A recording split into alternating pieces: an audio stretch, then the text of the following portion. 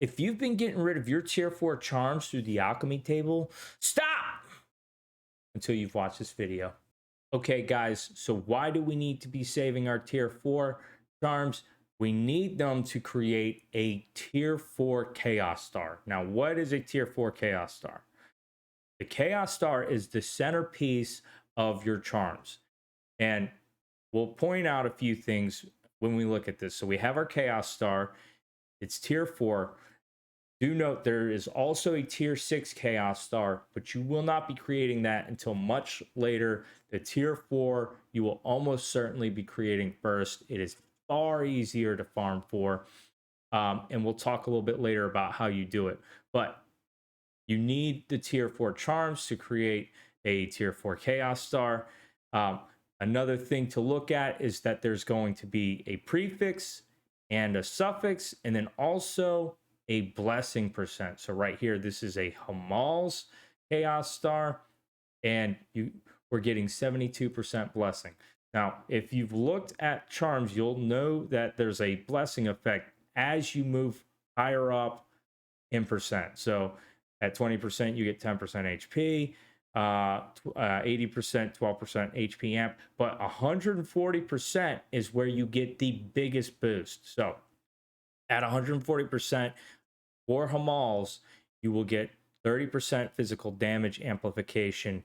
And damage amplification is a huge boost. 30% is a massive boost to your damage. So you're going to want to be chasing the deity of charms that has your damage amplification that you want. Okay, guys, we've talked about what the Chaos Star is, and now I'm going to show you how to create one. So let's go ahead and move to the Star Fuser table and hit the Charm Fusion button. Okay, and the first thing we're going to see here is this tier 4 Chaos Orb.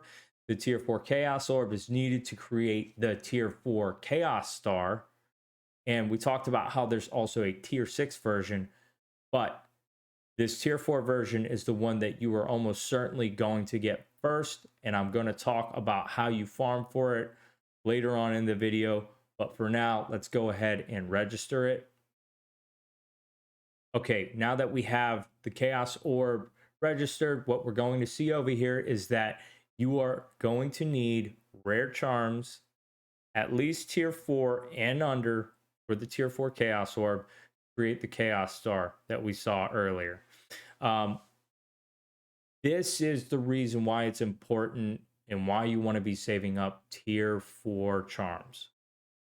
The way that the prefix and the suffix are chosen on the Chaos Star, and if you recall from earlier, the Chaos Star did have a prefix and a suffix.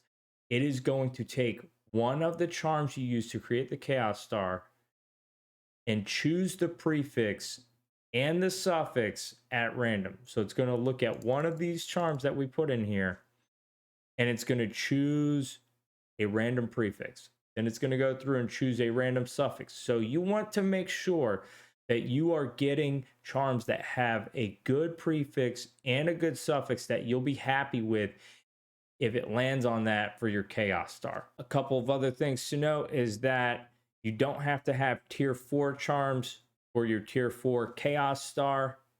When you create it, you can have 4 and under. So I have a tier 3 here. However, do note that tier 4 charms give 12% towards the total blessing that you get on your Chaos Star when you create it. Tier 3 gives 10% and it goes down from there.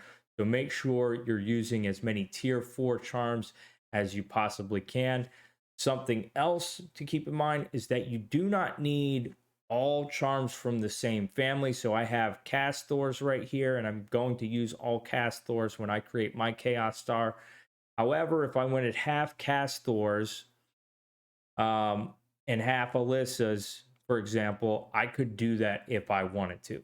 Okay, now that we've talked about how to make the tier 4 Chaos Star, let's see how you get the Chaos Orb needed to make it. We're going to go to our statue here. And what you're going to need to run are tier 10 rare cards juiced up to at least level 6 on tower level 20. Make sure your tower level is set to 20.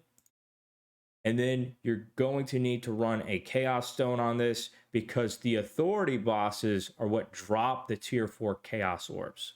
Doesn't matter which one you run, just have to fight an authority boss.